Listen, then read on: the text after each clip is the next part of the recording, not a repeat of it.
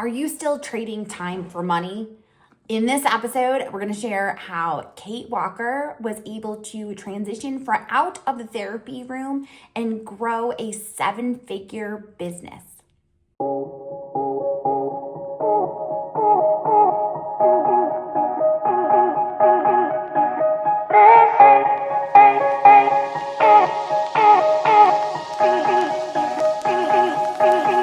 Hi, Kate. Welcome to the podcast. How are you? I'm so good.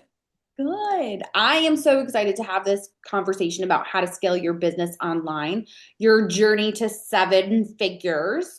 But before we actually jump into that, would you introduce yourself and tell everyone a little bit about your business? Okay.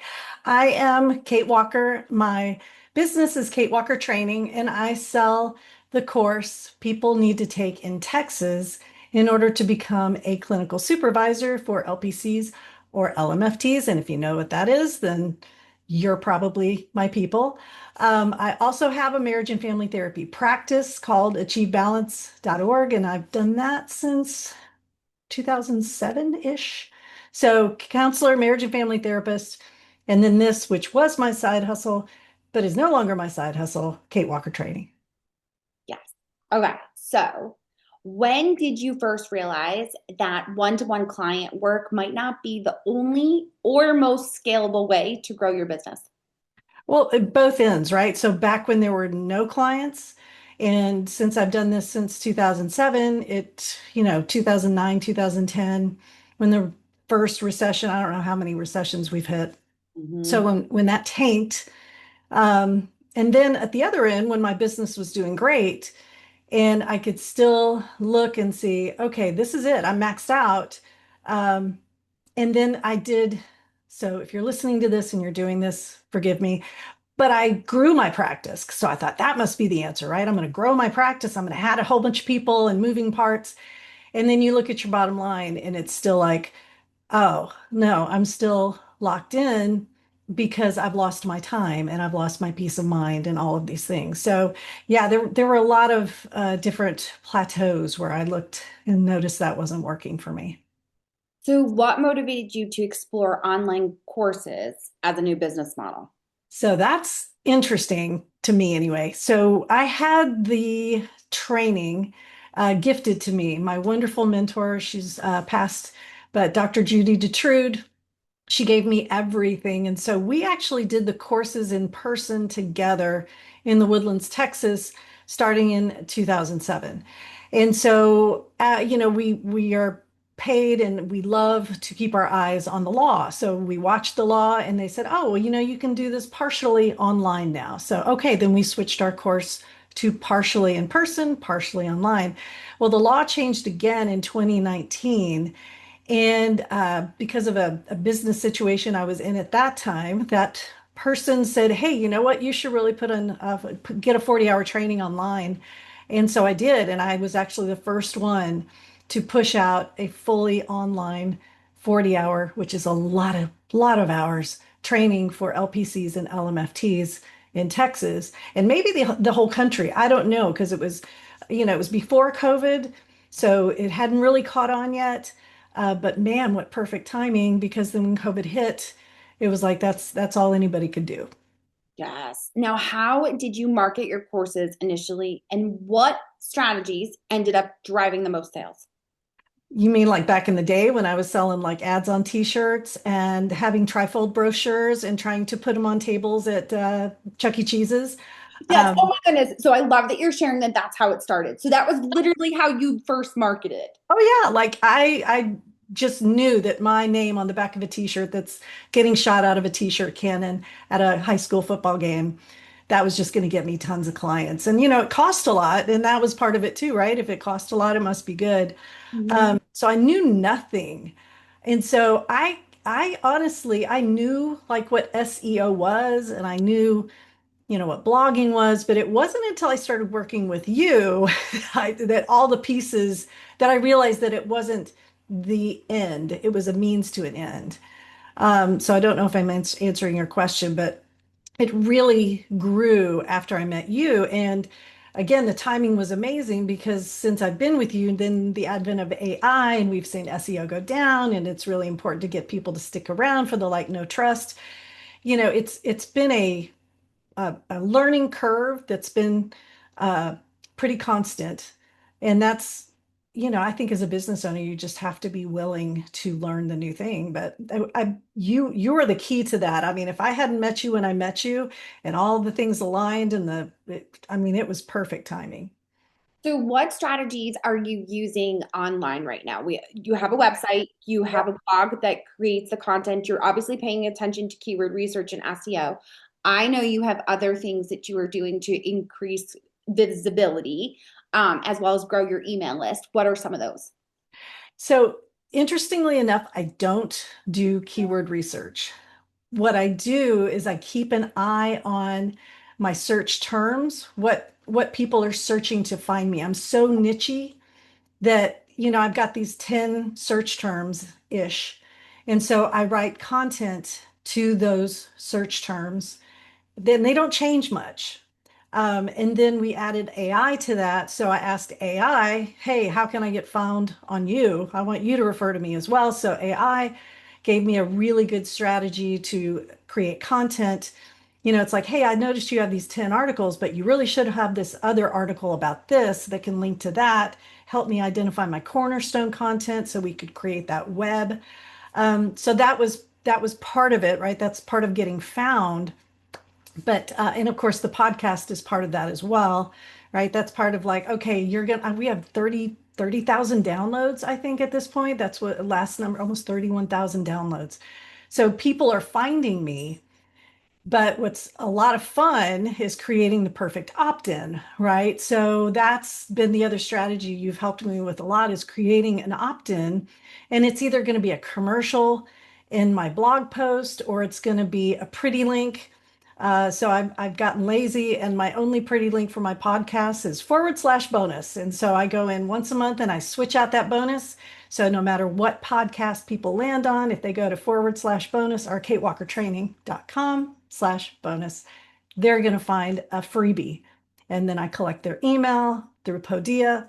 Um, I know I collect their email as well if they click on the commercial, but I don't have any kind of an opt-in that's just like, hey, get my newsletter. I mean, I never sign up for those. Right. So it's always going to be something where they're getting a freebie.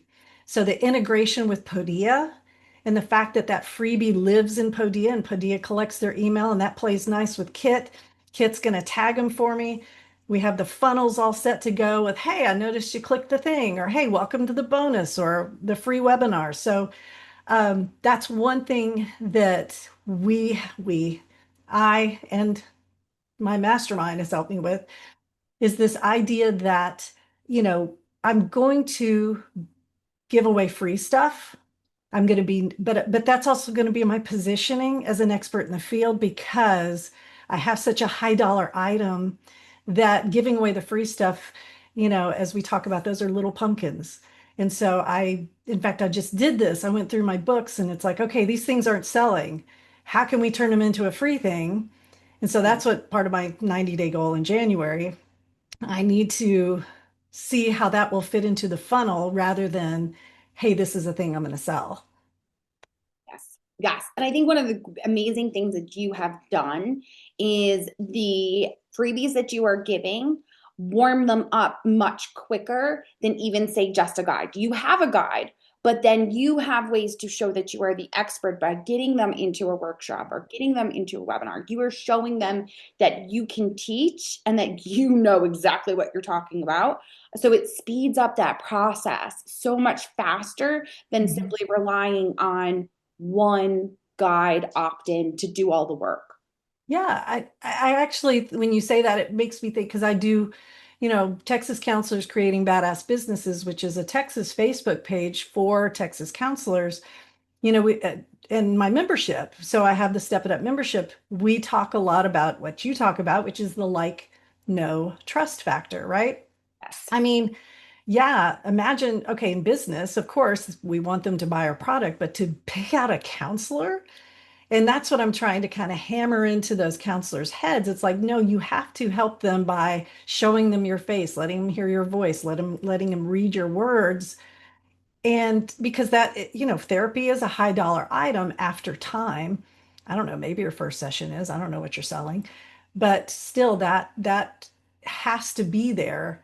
And we take that real seriously here. I mean, watch me, listen to me, read me, and then decide. Yes, yes. You have to know who's the right person for you, who's that expert Hmm. that's going to speak your language and be able to teach you at your level of where you're at. So I love that.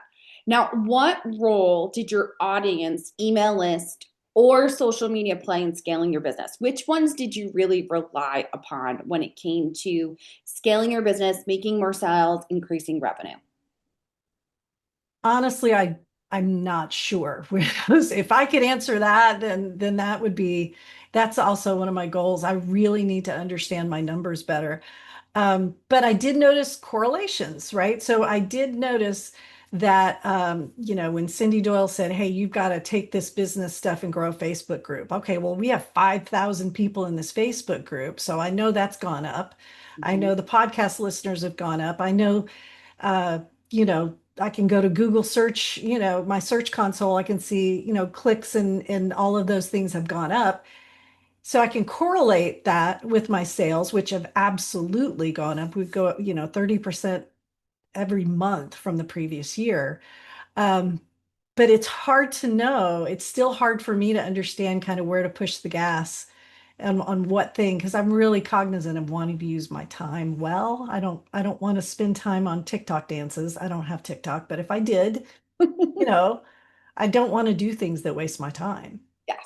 And I still will say this. I say this to you all the time in mastermind and when we're working one on one. You don't give yourself enough credit. You do know your numbers. You have made amazing strides to I understand your numbers. So, as much as you try to say that you don't, the information you just spit out is probably 10 times more than when most people listening even know what to look at. So, I just want you to remember that. You always like to say that you don't know, but you definitely do. Um, didn't. and I think over time, your list has grown tremendously because you've Oh got yeah, that's right. Yeah, my email list too. Yeah. yeah. You're really smart about making sure that you tighten specific levers that you notice are working well, which is Mhm. all based on numbers. So give yourself more credit. And Okay. those Yeah. listening, like if you're wondering how I coach, this is totally it. I yell at my people when they're not giving themselves enough credit. Oh my goodness gracious. I'll So I'll take it. tell me, how did you approach upsells when it came to increasing revenue? So you obviously have this signature course that you're known for, the 40-hour training. And how did you continue to utilize those people that were already purchased that? Where did they go from there?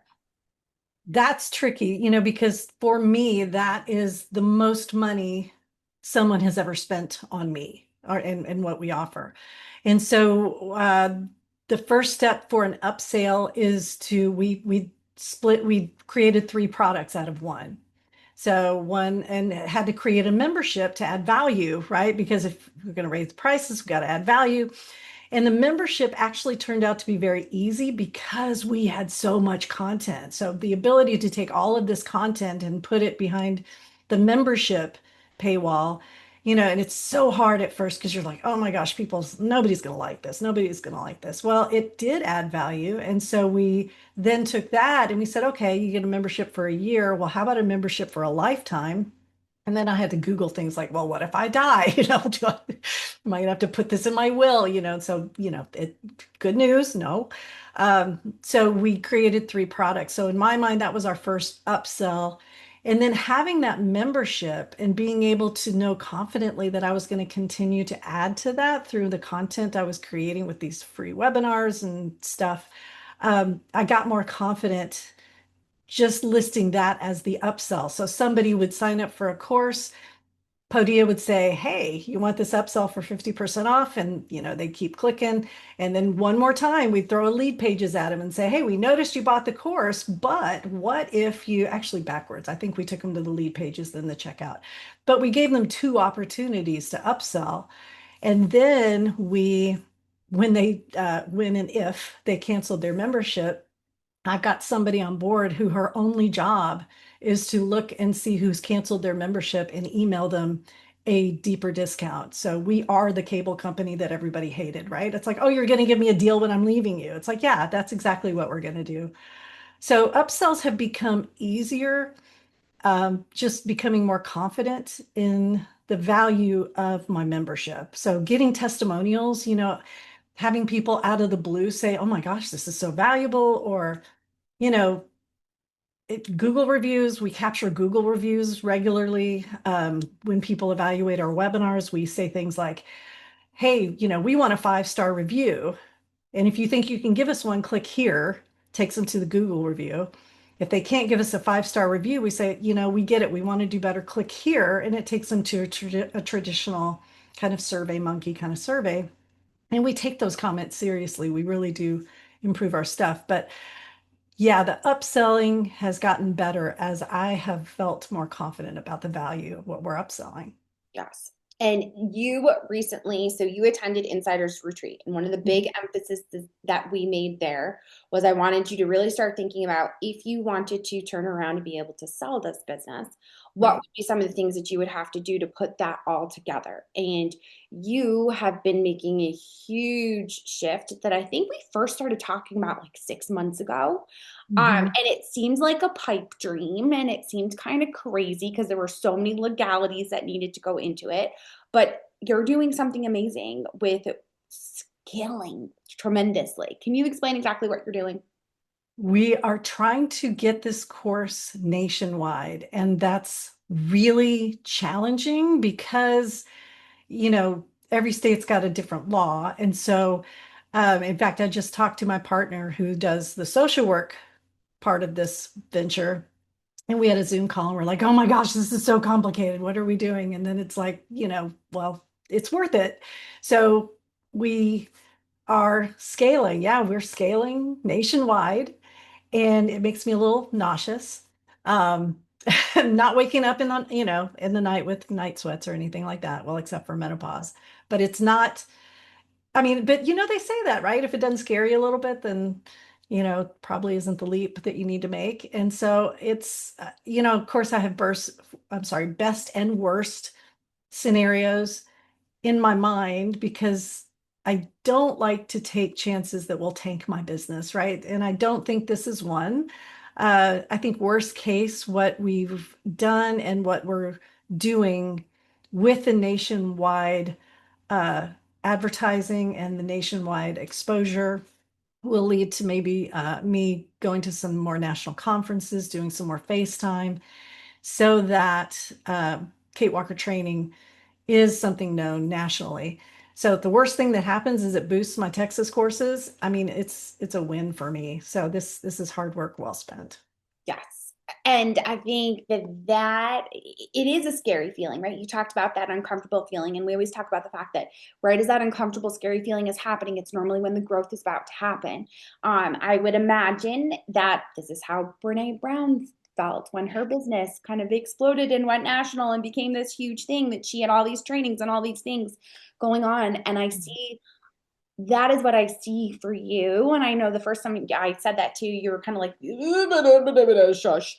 But it really truly is. You have the expertise, you have a business model with SOPs in place that are working. And you're always tweaking, always looking at metrics to make sure that you can continue to improve it. So it just makes sense that being able to offer it across the US, specific to each state and what their requirements are, is a viable and scalable business model. Somebody's got to do it, right? Somebody's got to do it. Yes. Why not me?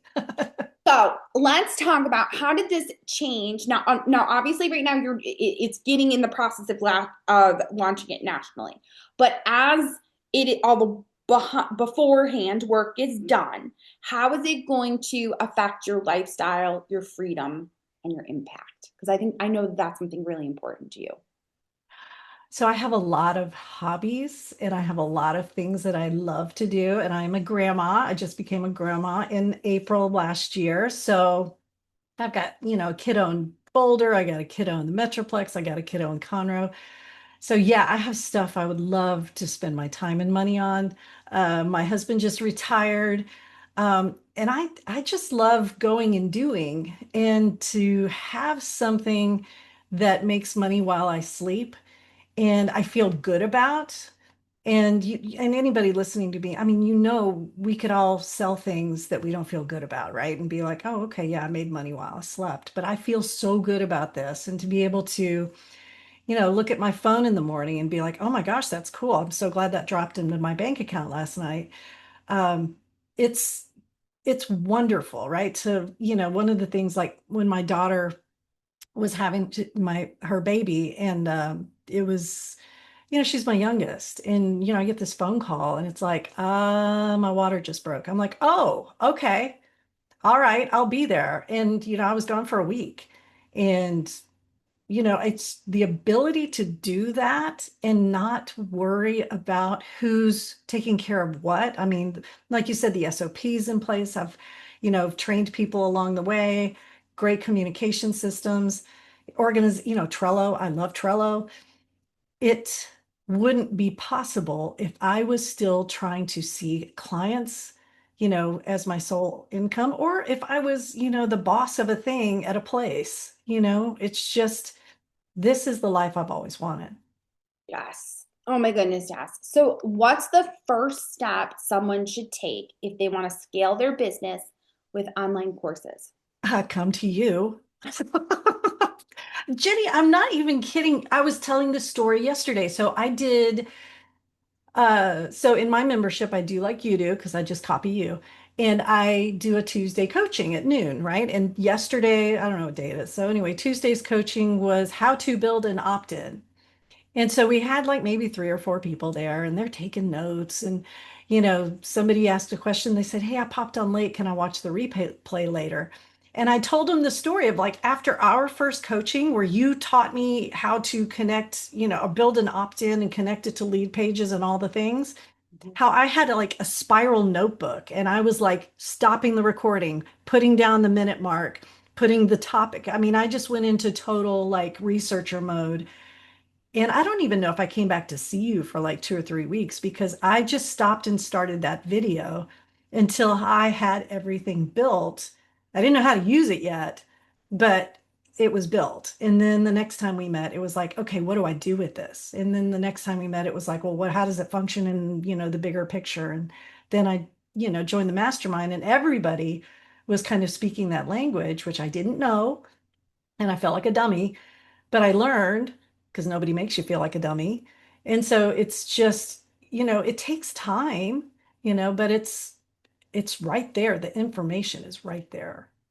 Yes. And it can be overwhelming, I think, when you're Yeah. trying to just listen to podcasts or you're trying to read the blogs and watch the YouTube videos and not know what's the most up to date and what's actually working. Because let's be honest, Kate, you're a therapist. Your business is very different than Lynn's business, who was Yeah. just on the podcast 2 weeks ago. And Yeah. she's also a therapist. Right. So for the two of you, it's very different, but you're doing some things that are similar, but some things that are different. So Mhm. sometimes having others in a mastermind or in a one-to-one kind of situation with business coaching to be able to say, let's try this because this is going to work for your audience and who you're going after and how you can really start to scale it and make it bigger for your life and where you're at within your business, right? So I appreciate you sharing that and thinking about that. And I would also say, I think for you and where you came at, would you agree that the first step for you to really be able to scale the online courses was to get an opt-in and grow an email list? Yes. Yes, 100% yes. And you know, having blogs, and I call it, throwing rocks off the Grand Canyon, right? Because that's all, you put all this work into the blogs pre-AI, right? We're writing them ourselves. Mhm. And you don't know if people, I didn't know if people were clicking. As a therapist, sometimes I'd have people come in and say, I read your blog on, how to make a good apology, or, what is a boundary? And I was like, oh, cool, people are watching it. Mhm. And again, correlations, right? Like, okay, they said they watched it and my clients are going up. So I would do more blogs and more things, but no idea. exactly how it all works. So once the opt-in came into play, oh my gosh. And you told me once, I said, yeah, my goal is to grow my course sales by 30% next year. You said you're going to need more email. You're going to need more people on your email list. And to me, I'm so concrete. It was like, okay, now I know where to press the gas. And I Mhm. think that's when I came up with my free webinars, monthly webinars, Yes. which it made it super easy to track who my people were because I might have 50 people come to this, but I might have 200 people come to that. And it was like all these lights go on. It's like, oh, this is what they like. This is the content I can give them. And I Yes. still wanted them to buy the course. So it made sense. Yes. Oh my goodness, yes. I always talk about, we talk about the fact that you want to have that big pumpkin in your business, the Mhm. person that you're ideally looking to grow your business with because you love working with them and Yep. you continue to attract people like that. And I have done that with you. I started with a big pumpkin and she replicated herself into you, and now you replicated yourself into others. Because you do the things you like you said, you got on a call with me, but before you met with me, you went through and made sure that you went through everything I told you to do and had it done. Uh, Mhm. and that is how you are able to speed up this process of being able to scale and grow your business. I know that a lot of people, like I reached out to you before we got on to do this interview about the title. I said, are you comfortable with me saying seven figures? Because I don't want it to be like clickbait. Because I know it's not clickbait. I know this is what you have done. I remember the first time you told me and I got goosebumps and kind of teary-eyed when you told me that this is what you have done with your business. I'm just I'm just so stinking proud of the work that you have put in and the growth that you have made. So Thank I just appreciate you. Well, I appreciate you. And I mean, anybody listening to this, it's just, I don't know what level of frustration you need to get to finally just say, nope, I've just got to sit down and do what I'm told. I've got to quit trying to do it my way.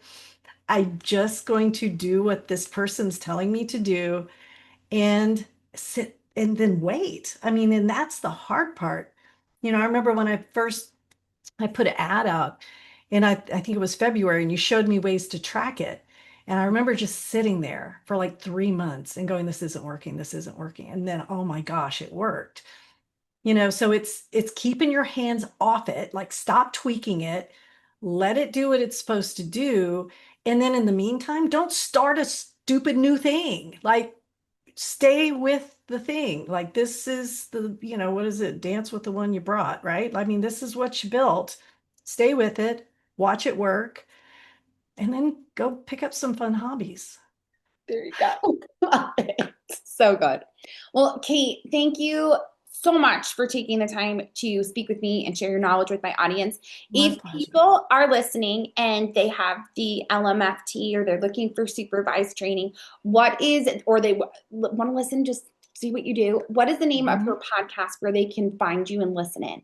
So if you are a grad student or even just anybody out there who is interested in mental health, or even if you're not, you just are interested in business topics that are related to your local counselor, go to Badass Therapists Building Practices That Thrive. We publish a new episode every week related to business.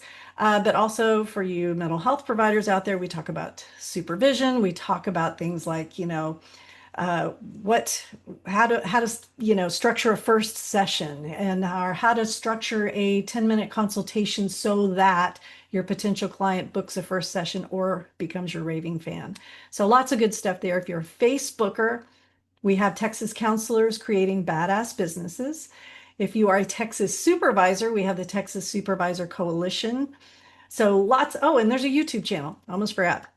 If Mhm. you go to my YouTube channel. So we start off by just slamming you with tons and tons of free stuff um, because I want you to get to know me. And if you then want to spend money with my stuff, please take one of our supervisor training courses. I think they're amazing.